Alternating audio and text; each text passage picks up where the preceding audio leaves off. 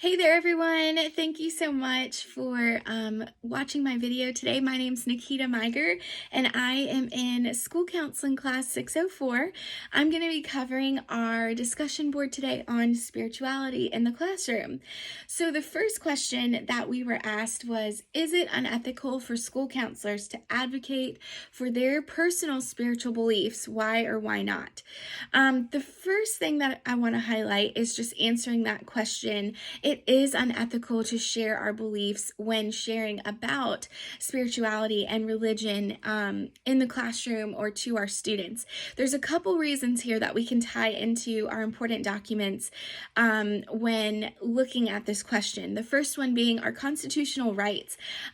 In our Constitution, the First Amendment talks about the freedom of religion. And so students have a freedom where they can choose a religion different than the one that we have.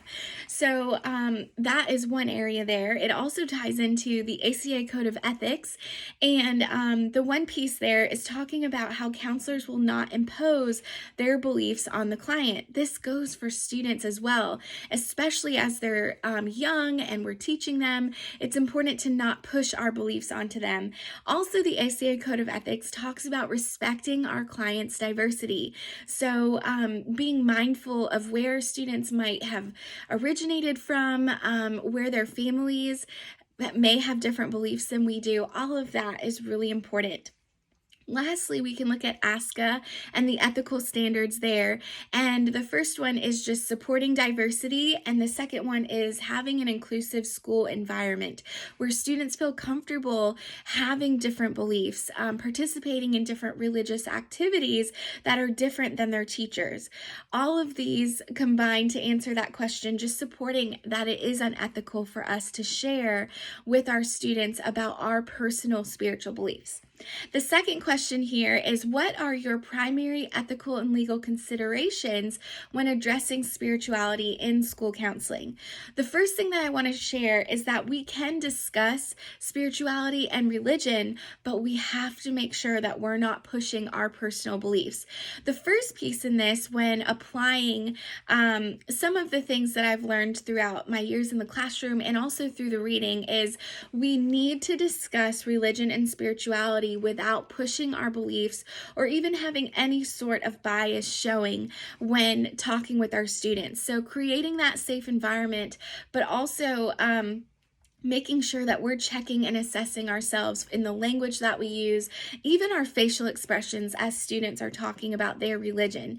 We need to have respect and understanding for students' backgrounds and having a proactive approach to learning and growing in our own knowledge when it comes to other religions.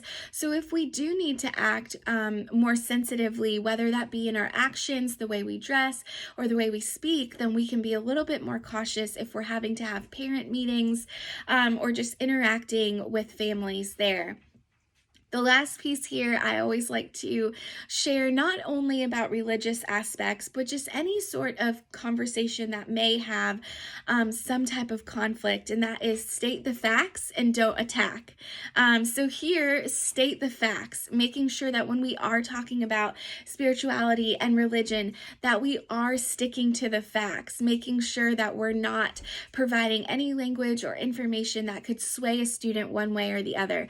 I hope that this was helpful in defining the unethical nature of pushing our biases onto our students, and also some practical tips on how you can share and teach about religion and have those safe conversations without being unethical. Thank you so much for listening. I look forward to listening to your videos as well.